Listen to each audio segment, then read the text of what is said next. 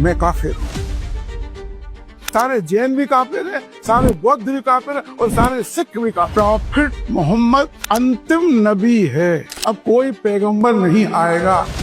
जिहाद एक इस्लाम का ऐसा इंस्टीट्यूशन है जो पिछले 1400 साल से सारी मानवता में एक हिबाक बरस रखा है। जिहाद ने हिंदुस्तान को भी बर्बाद किया। हिंदू सभ्यता वो सभ्यता थी अफगानिस्तान से लेकर आसाम तक फैली हुई। इसी जिहाद ने इसके चार टुकड़े कर दिए।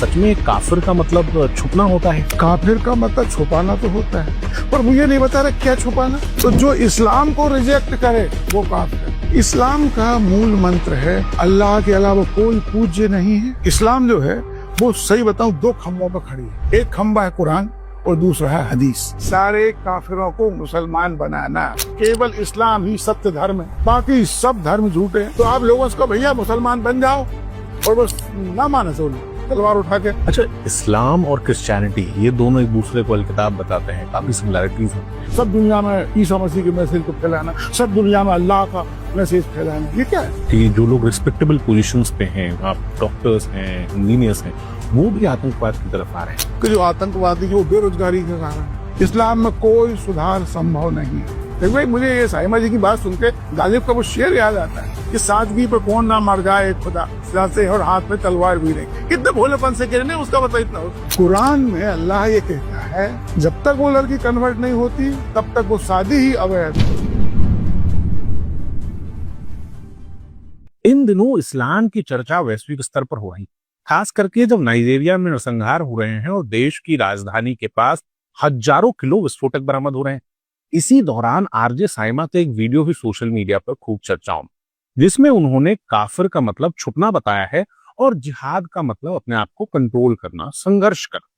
और जब कभी भी हमारे पास इस्लाम से जुड़े हुए सवाल आते हैं तो हम जवाब के लिए एक ही तरफ होते हैं।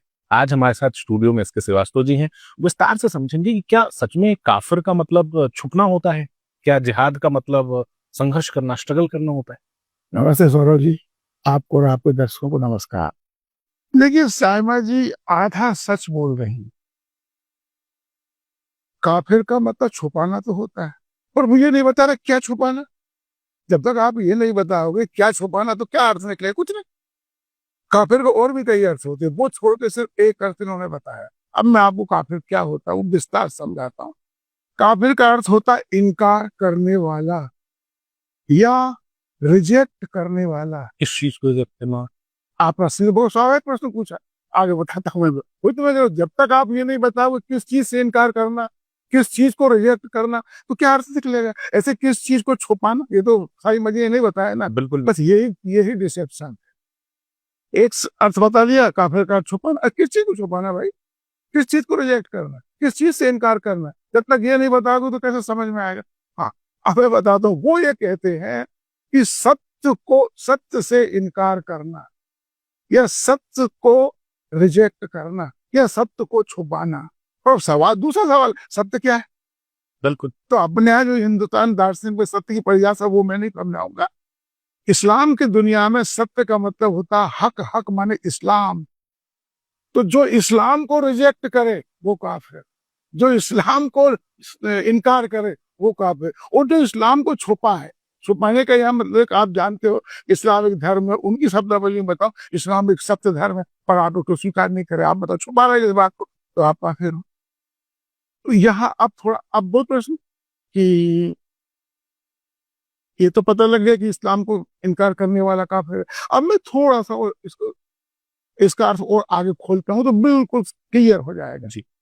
इस्लाम का मूल मंत्र है ला इलाहा इल्लल्लाह मोहम्मद रसूलुल्लाह। मतलब अल्लाह के अलावा कोई पूज्य नहीं है और मोहम्मद उनका रसूल है। There is no God except Allah and Muhammad is his messenger। तो ये दो बातें से जो इनकार करे वो काफिर। इन दो चीजों को जो रिजेक्ट करे वो काफिर। इन दो चीजों को जो छुपा है वो काफिर। अब देखिए पहला क्या है सिद्धांत कि अल्लाह के अलावा कोई पूज्य नहीं है। माने अपनी भाषा में, हिंदी भाषा में समझाऊं, अल्लाह के अलावा कोई भगवान नहीं है। There is no God. Allah alone is God, केवल अल्लाह ही भगवान है। और दूसरा, अल्लाह का मैसेंजर है मोहम्मद, मोहम्मद अल्लाह के मैसेंजर है।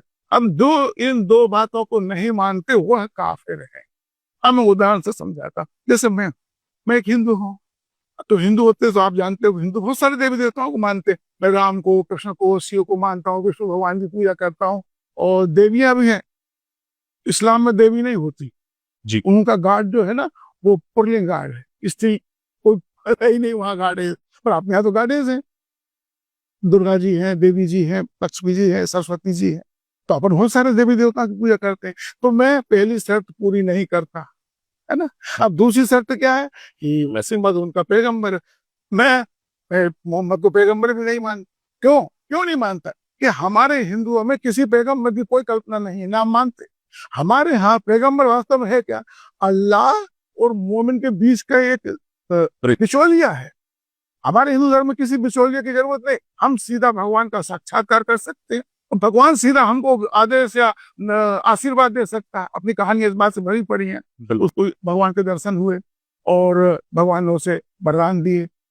तो हमें किसी बिचौलिए की जरूरत नहीं है। तो एक बात ख्याल रखना चाहिए कि ये जो सेमेटिक रिलीजन्स हैं, ये प्रोफेटिक रिलीजन्स है, इनमें एक बिचौलिया होता है जो भगवान और भक्त के बीच में करता है। इंसान और भगवान के बीच में बिचौलिया, मतलब भगवान कोई चीज उनको नहीं देगा। अल्लाह कोई वैसे किसी मुसलमान को कभी नहीं देता, वो बाया प्रॉफिट देता है। वो प्रॉफिट भी सीधा अल्लाह से नहीं मिल सकता, वो मुसलमान भी सीधा अल्लाह से नहीं मिल सकता। बाया प्रॉफिट मरने के बाद वो इंटर को करेगा, उनके बीच का इंटरेस्ट। तो ये दोनों में शर्त पूरी नहीं करता, मैं काफिर हूँ। और जब आप जानते हो हिंदुओं के तौर तरीके, जब मैं काफिर हूं तो सारे हिंदू काफिर है। बिल्कुल। अच्छा, सारे हिंदू भी काफिर है क्योंकि मैं वो दो शर्तें पूरी नहीं कर रहा। इसी तरह से सारे जैन भी काफिर है, सारे बौद्ध भी काफिर है, और सारे सिख भी काफिर है। ये क्योंकि ये कोई भी इन दो शर्तों को पूरा नहीं करते। तो ये सीधी सच्ची सी बात यह है, ईसाई भी शर्त को पूरी नहीं करते। तो सीधी सच्ची काफिर की परिभाषा ये, ऑल नॉन मुस्लिम्स आर काफिर। पर मैं मानता हूँ इसको ये कभी स्वीकार नहीं करते साइमा जैसे लोग, क्योंकि इससे इस्लाम की छवि खराब होती है। तो इन लोगों की असली चिंता है कि जो आप नाइजीरिया और यहाँ जो हो रहा है, तो इससे इस्लाम की छवि को बड़ा धक्का लग रहा है। तो इनकी चिंता सच नहीं है कि सच बोले हम, इनकी चिंता क्या है? इस्लाम की छवि को वो करना, इस्लाम की फेसलिफ्टिंग करना। अब जब ये इस्लाम भी, ये बात और है जो है इस्लाम में काफिर के लिए एक तीसरी शर्त और है। तीसरी शर्त ये है, और वो भी उतनी महत्वपूर्ण जितनी दो है, कि प्रॉफिट मोहम्मद अंतिम नबी है। उनके बाद इसके बाद अब कोई नबी नहीं होगा, अब कोई पैगंबर नहीं आएगा। मतलब अल्लाह अब किसी प्रॉफिट को नहीं भेजेगा इसका। और यदि कोई तीसरा प्रॉफिट को मानता है तो वो मुसलमान नहीं है, वो काफिर है। जो चीज अहमदियों के साथ है, और इसी का सबसे बड़ा उदाहरण है अहमदिया। जो अहमदिया लोग हैं वो पैगंबर के बाद एक पैगंबर को और मानते हैं, और वो कोई मिर्जा गुलाम अहमद हो गए हैं। पंजाब में एक जगह कादियान, वो वहां के रहने वाले थे, इसलिए उनको मानने वाले कादियानी भी कहलाते हैं और अहमदिया भी कहलाते हैं। तो चूंकि वो मोहम्मद के बाद एक और पैगंबर मानते हैं, इसलिए वो नॉन मुस्लिम।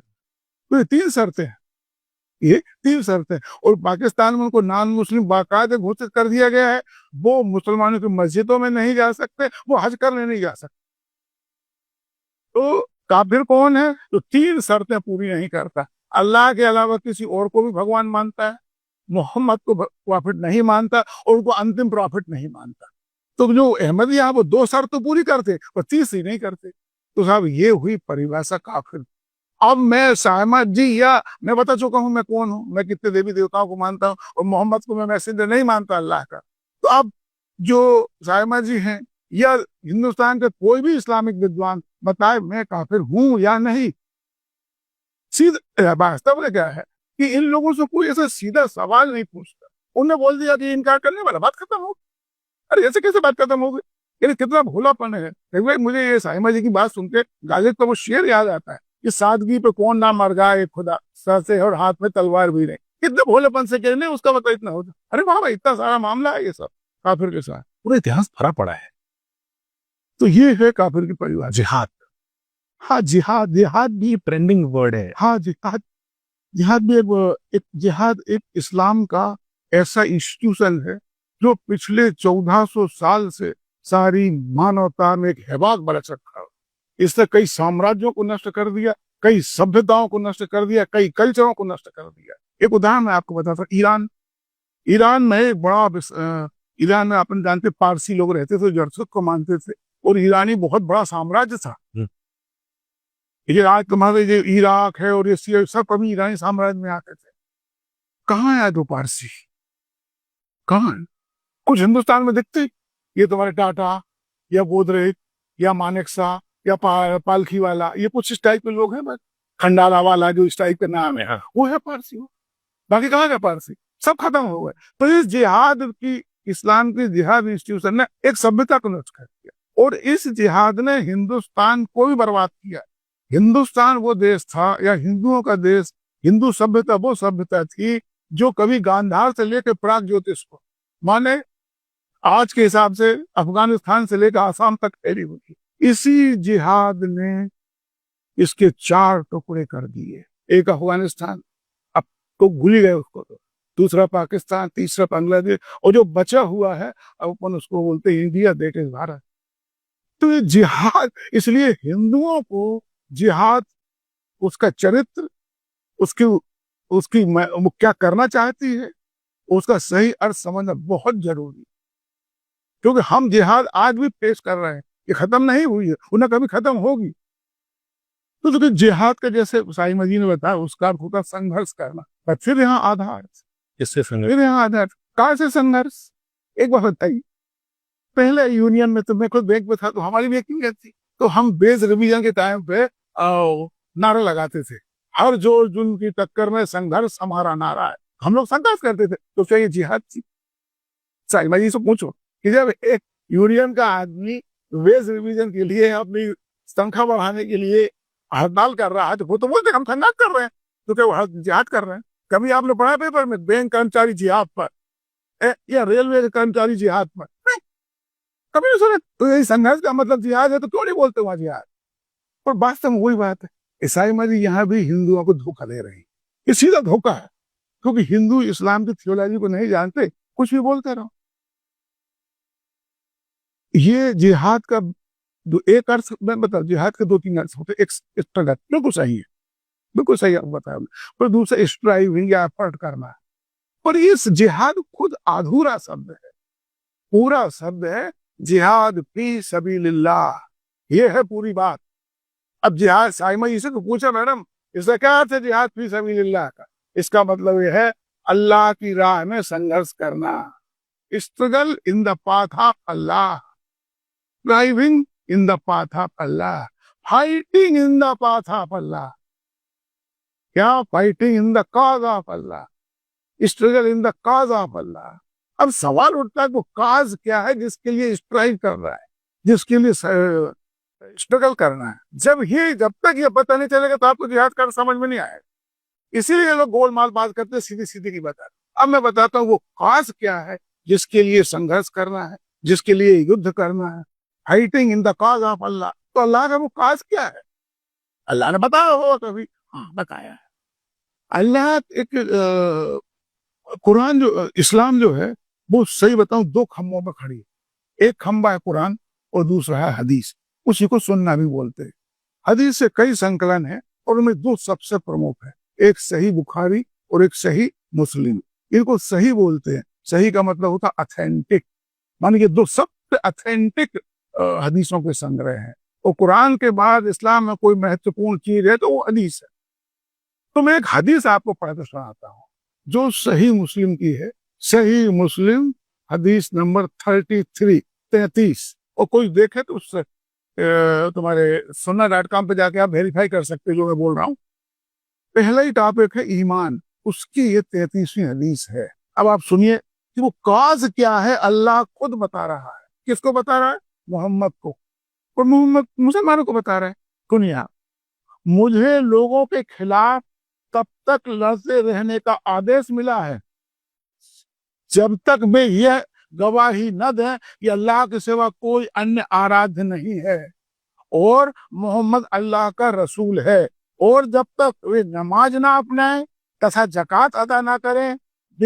यदि वे यह सब करते हैं तो उनके जान और माल की हिफाजत की मेरी ओर से गारंटी है। ये वो काज है, क्या बताया काज में, युद्ध करते रहो काफिरों से कि जब तक वो नमाज पढ़े जकात दो, इस सिद्धांत को माने जो मैं पहले बता, ला इलाहा इल्लल्लाह मुहम्मद रसूलुल्लाह। तो जो इसको मान ले वो क्या कह रहा था, वो मुसलमान। तो इसको संक्षिप्त में क्या कह सकते कि जब तक संघर्ष करो जब तक काफिर मुसलमान ना हो जाए। ये तो इसका अर्थ है। तो वो काज क्या है, सारे काफिरों को मुसलमान बनाना। तो संघर्ष क्या के लिए करना है, सारे काफिरों को मुसलमान बनाने की। साईमा जी ये बताएंगे क्या? नहीं। वो कोई भी इस्लामिक विद्वान बताएगा, वो नहीं बताएंगे, क्योंकि उससे इस्लाम की छवि खराब हो। इनको अपने से ज्यादा इस्लाम की चिंता है, इस्लाम की छवि खराब नहीं होती, बोला हमारा कुछ हो जाए।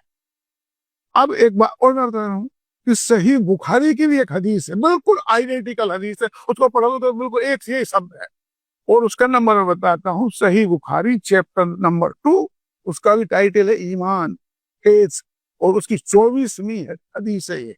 तो सही बुखारी 24 और सही मुस्लिम 33, ये दो हदीस, एक सी हदीस आपको भी पढ़। अब मैं एक उदाहरण आपको कुरान से ही बताता हूँ। हदीस और कुरान में कोशिश था, इससे ज्यादा कुछ कहने को नहीं रह जाता।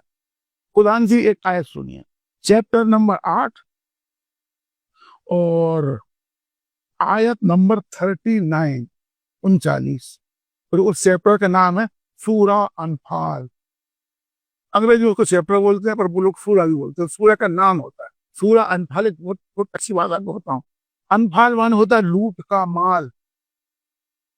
कुरान एक धार्मिक ग्रंथ है, उसमें एक चैप्टर सिर्फ इस बात का है कि लूट के माल का क्या करें। कभी आप कल्पना कर सकते हो भागवत में कोई ऐसा टॉपिक हो, रामायण में कोई ऐसा टॉपिक हो, महाभारत हो कि लूटने के बाद उस माल का क्या करें? मजेदार बात नहीं, पर कुरान में पूरा एक टॉपिक है पूरा अनफाल। अनफाल का मतलब अंग्रेजी में पढ़ोगे तो बार बूटी, स्पॉइल्स ऑफ बार। अब सूरा अनफाल में वो क्या कहते सुनिए, और तुम उनसे लड़ो यहाँ तक कि फितना या उपद्रव बाकी ना रहे और दीन पूरा का पूरा अल्लाह के लिए हो जाए। तो पूरा का पूरा अल्लाह का दीन हो जाए। अल्लाह का दीन क्या है? इस्लाम। मैंने सब जगह इस्लाम भेजा। तो ये वो काज है जिसके लिए आपको संघर्ष करना है, जिसके लिए आपको स्ट्रगल करना है। मैडम साइमा, जरा आप इन चीजों पर ध्यान दो, हिंदुओं को बेवकूफ बनाने की कोशिश मत करो। अब और इसी के लिए युद्ध आपको करना है। अब ये बात तो हुई कुरान और हदीस की। अब मैं इस्लाम के कुछ प्रसिद्ध विद्वानों के मत आपको सुनाता हूँ जी, है ना। इस साउथ एशिया में बल्कि अरब तक एक भारतीय है वो, इसलिए मैं उसको सबसे पहले बता रहा हूँ। एक इस्लामिक विद्वान, उसका नाम है मौलाना अबुल आला मौदूदी। मौदूदी इतना बड़ा विद्वान है कि जितने भी ये तुम्हारे आप सुन रहे हो, ये ISI और तालिबान और ये अनकायदा, इस सब उसी को फॉलो है। और ये तुम्हारा जो अपना देवबंद का मदरसा है ना, ये भी उसी को फॉलो करता है। इतना बड़ा। अच्छा, और उसने तफहीम उल कुरान करके पूरी कुरान की कमेंट्री लिखी है। कुरान के साथ क्या है कि कुरान की आयतें आपको सीधी समझ में नहीं आती जब तक उसका व्याख्या ना पढ़ो, उसकी कमेंट्री ना पढ़ो। तो दुनिया में 50 कमेंट्रियां हैं, और जो सबसे प्रसिद्ध कमेंट्रियां हैं उनमें मौदूदी एक, और जलालुद्दीन सयूती एक है, और एक दो और हैं। तो कितना बड़ा आदमी है वो। क्या कहता है जिहाद के बारे में, आप सुनिए। जिहाद इज ए आर्म्ड स्ट्रगल, सशस्त्र संघर्ष है ये मौदूदी कह रहा है, कोई छोटा मोटा आदमी नहीं कह रहा। Jihad is a armed struggle to destroy an Islamic system. Jihad is a armed struggle, सशस्त्र संघर्ष है। वो आत्मा का वो क्या बोल रही हो, वो नहीं है।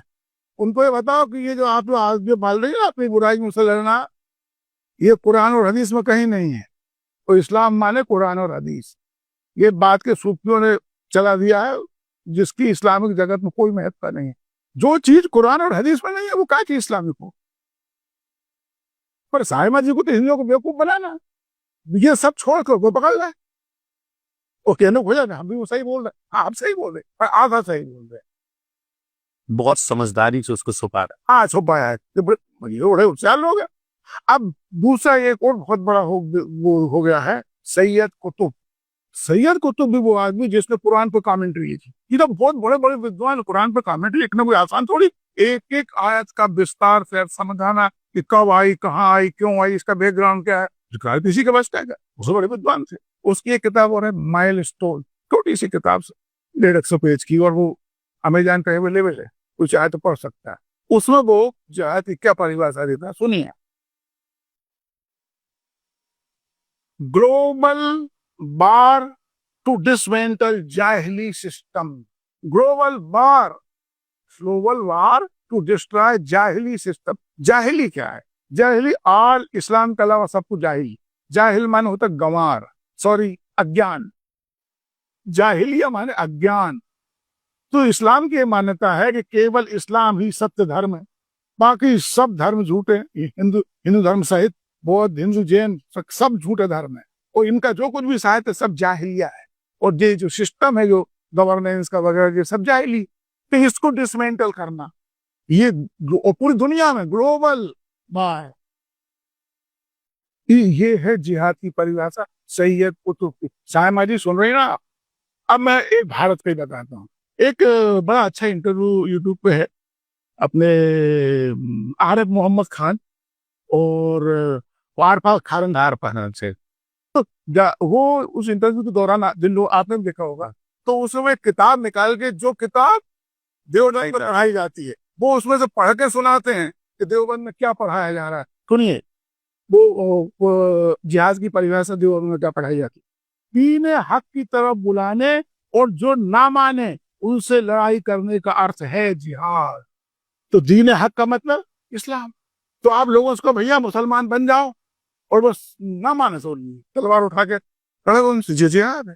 वहां की बातें कर रहे हैं, आत्मा की शुद्धि और फलाना और ठिकाना, ये देवबंद के मदरसे में बताया जा रहा है। अब मेरा वो सायमा जी से अनुरोध है कि यदि आप अपनी परिभाषा को समझ रही हैं तो देवबंद जाके वहां हड़ताल करो, बैठो वहां कि आप क्यों गलत पढ़ा रहे हो। और अच्छा, और मौलाना मौजूद, आप लोग तो बड़े पढ़े लिखो, मौलाना मौजूद के विरुद्ध लेख लिखो, ये मौलाना साहब ये क्या लिखा आपने, आप ऐसा करोगी आप जानती हो कि आपको बाहर कर दिया जाएगा सारे से, सरतन से जो है और अब हिंदुओं को बनाओ देखो, क्योंकि हिंदू बेचारे ना मोदी जी को पढ़ते ना वो। हिंदुओं के साथ दिक्कत क्या है, वो उनको बचपन से बताया गया कि सभी धर्म एक से हैं, सभी धर्म समान है, सभी धर्म ही ईश्वर के तक पहुंचने के विभिन्न रास्ते हैं, कोई धर्म हिंसा नहीं सिखाता, कोई खून खा करना नहीं सिखाता। तो समझता हमको इस्लाम पढ़ने की क्या जरूरत है, जैसा हमारा धर्म वैसे इस्लाम। हिंदू धर्म में ऐसी कोई बातें नहीं है कि ग्लोबल जिहाद करो, टू डिसमेंटल, इसको डिसमेंटल करो, उसको डिस्ट्रॉय करो, हमारे ऐसे कुछ। तो हिंदू बेचारे इनके धोखे में आ जाते हैं। तो साहब ये जिहाद, लेकिन एक समय आर्म स्ट्रगल है, तलवार की बातें हैं, लेकिन बदलते समय के साथ आजकल जो शब्द चर्चाओं में आते हैं, चाहे वो लव जिहाद की बात हो, चाहे वो लैंड जिहाद की बात हो, ये क्या सॉरी। देखो अब लव जिहाद पे बात हो, लव जिहाद बड़ा अच्छा शब्द है और ये सही शब्द है। कुछ लोग कहते लव जिहाद जैसा इस्लाम में कोई चीज है हो नहीं होगा, पर मैं एक बात कह रहा हूँ, जो मैंने आपको जिहाद की परिभाषा भाई, इसका सार क्या है? इसका सार ये है गैर मुसलमानों को मुसलमान बनाना। तो लव जिहाद में भी एक लड़की मुसलमान बनती है कि नहीं? एक मुस्लिम लड़के ने वो जो की है, एक लड़की को पटा जैसा भी धोखा दे के कुछ करके शादी के लिए तैयार कर ली। जब शादी उनकी होती है, निकाह होता है, तो पहले लड़की को मुसलमान बनाया जाता है, ये तो जिहाद है। द मोमेंट आप जो लड़की को कन्वर्ट किया, जिहाद हो गई। आपको हो सकता है वो लड़की ना जानती हो कि जिहाद हो रही, और लड़का भी ना जानता हो जिहाद हो रहा, उसने उसको तो इस्लाम का एहसास न किया हो, पर जिहाद तो हो रही है। तो जिहाद का सार क्या है, जो मैंने पहले आपको बताया कि काफिर को मुसलमान बनाना। तो ये काफिर लड़की मुसलमान बन गई, जिहाद हो गई। अब पहले क्या होता था कि आप देश के देश जीतते थे और तलवार के दम पे फिर लोगों को कन्वर्ट करते थे, उनको ऑप्शन दे देते थे कि इस्लाम या मौत। अब ऐसा तो हो नहीं सकता, अब तो ऐसा संभव नहीं है। तो अब आपने जो कन्वर्ट किया उसका कारण क्या है? लव। अच्छा, इस्लाम और क्रिश्चियनिटी ये दोनों एक दूसरे को अलकिताब बताते हैं, काफी सिमिलैरिटीज हैं, लेकिन अभी जो चीज नाइजीरिया में हो रही है, जो चीज साउथ अफ्रीका में हो रही है, क्रिश्चियंस का प्रोसिक्यूशन लगातार हो रहा है आर्म्ड मुस्लिम ग्रुप्स के द्वारा। पहले आपको बताया ना, एक मुसलमान की नजर में क्रिश्चियन भी काफिर है, हिंदू भी काफिर है, जैन भी काफिर है, बौद्ध भी काफिर है। उनको तो उन सबसे संघर्ष करना है। कि उनका भाई भारत में एक मजेदार चीज है, भारत में क्या है कि वो आपस में नहीं ये सब करते, क्यों नहीं करते? उन सबका एक कॉमन दुश्मन है, हिंदू, ये हिंदू धर्म। और दोनों हिंदू धर्म को कन्वर्ट करने में ये दोनों, ये तीनों धर्म जो है, ये यहूदी धर्म, क्रिश्चियनिटी और इस्लाम, ये सब प्रोफेटिक रिलीजन या इनको बोलते हैं सेमेटिक रिलीजन, और इन सब की एक स्वभाव है, और इन सब का एक स्वभाव ये है कि अपना विस्तार पूरी दुनिया में करना। तो ये जो जिहाद है, या ये जो मेंटेलिटी है क्रिश्चियन और मुसलमानों की, ये एक किस्म का यदि अपन इसको क्या कहना चाहिए, पॉलिटिकली देखे ना, तो एक किस्म का इंपीरियलिज्म है, ये एक इंपीरियलिस्टिक अर्ज है ये, कि सबको, हमको सब दुनिया में ईसा मसीह के मैसेज को फैलाना, सब दुनिया में अल्लाह का मैसेज फैलाना। ये क्या है? ये सारे लोग वो क्या कहते हैं, सारे लोग अल्लाह को वो माने। अल्लाह क्या था? इस तुम्हारे अरब का एक कबीलाई देवता था वो। तो एक कबीलाई देवता को पूरी दुनिया का देवता बनाना, ये कहना कि नहीं तुम सब इसको मानो, ये क्या है? ये धर्म की आड़ में ये एक साम्राज्यवाद है, खुला साम्राज्यवादी। पर आदि बोला आप इस्लामिक साम्राज्यवाद, तो लोग, बहुत से लोग सहमत नहीं हो कि इस्लामिक साम्राज्यवाद जैसी कोई भी चीज। अरे भाई, तुम एक कबीलाई देवता, अरब के वो कबीले थे, उन कबीलाओं के बहुत से देवी देवता थे, लात, मनात, उज्जा, हुबल, उनमें से एक अल्लाह भी था। अब वो अल्लाह, तुम ये कह रहे अल्लाह को, there is no God except Allah, Allah alone is God, और ये सब माने, ठीक है? ये कोई आध्यात्मिकता है? ये तो एक किस्म का राजनीतिक रूप से कहते हैं वो है इंपीरियलिज्म है, कोई हल अल्लाह को मान।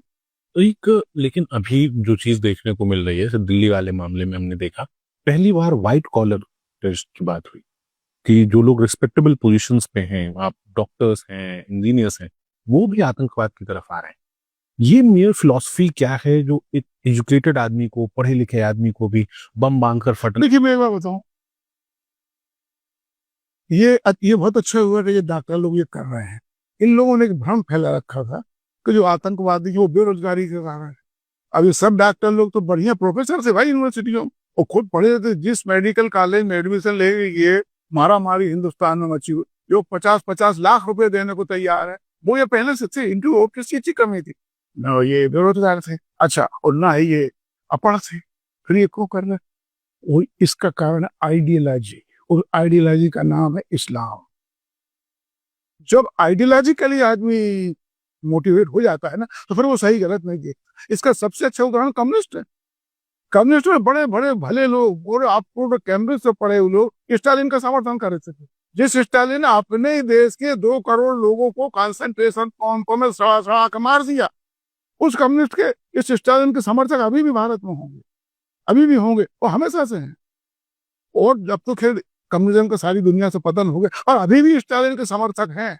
अपने यहाँ पे ये कैफे आजमी ने स्टालिन पर एक बड़ी बढ़िया कविता लिखी, सॉरी नज्म लिखी, स्टालिन स्टालिन, और बहुत बार बार उसमें। तो ये इनके अकल घास चरने गई थी कि जब इनको नहीं मालूम था कि स्टालिन क्या कर रहा है रूस में।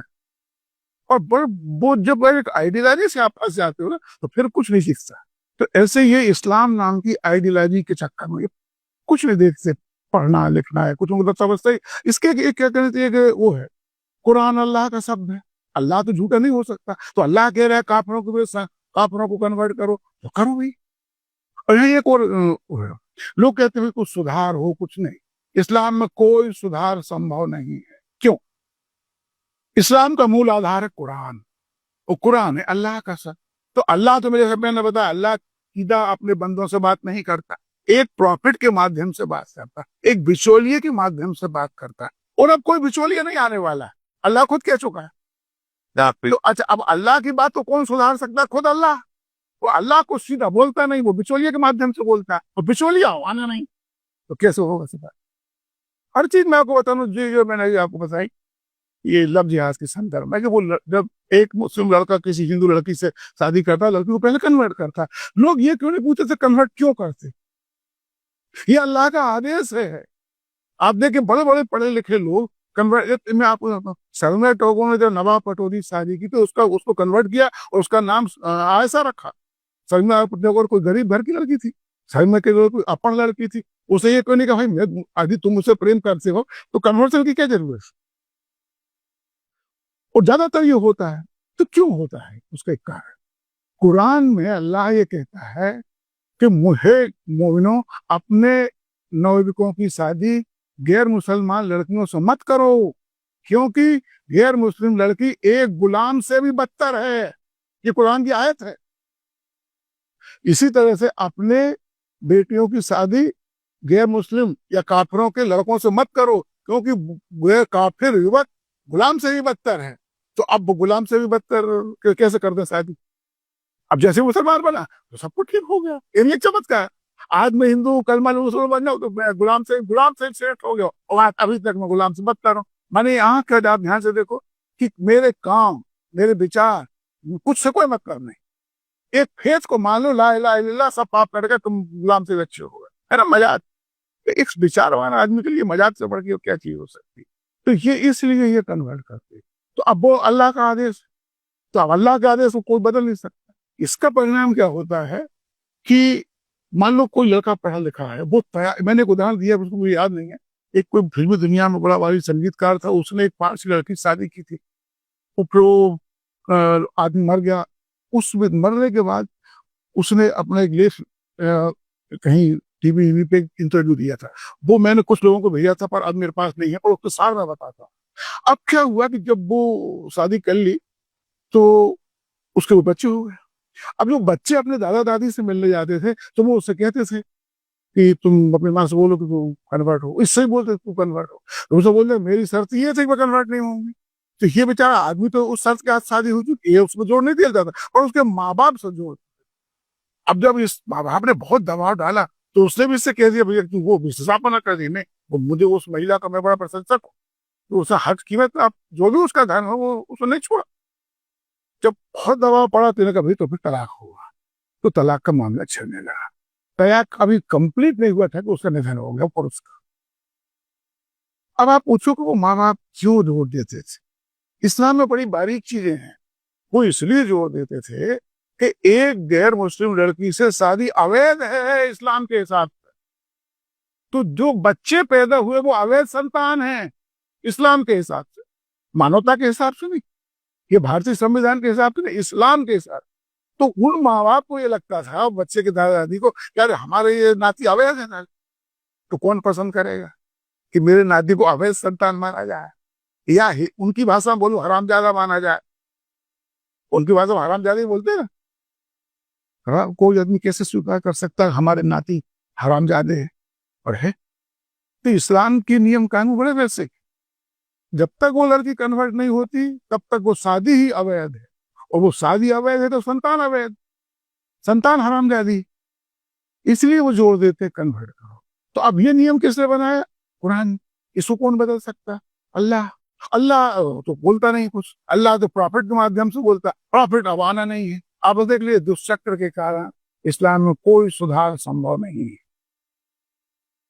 बहुत बहुत धन्यवाद आपका, आपने इतना समय दिया। मुझे पूरा विश्वास है कि जो लोग इंटरव्यू को सुन रहे हैं वो जरूर अब काफिर और जिहाद के मतलब को लेकर के कभी कंफ्यूज नहीं होंगे। बार बार ये लोग ऐसे अर्थ बताते हैं, पर हिंदुओं को चाहिए कि वो इन टर्मिनोलॉजियों को अच्छे से ध्यान दें और ये इनकी बातें ना मानो।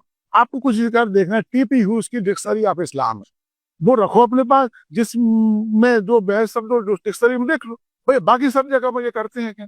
अंग्रेजी आप लोग अपन पढ़ते थे, अंग्रेजी कोई शब्द का अर्थ नहीं मालूम होता था तो डिक्शनरी देखते थे। इस्लाम में देखो डिक्शनरी, टीपी ह्यूज में आपको जिहाद का भी अर्थ मिल जाएगा, आपको काफिर का भी अर्थ मिलेगा।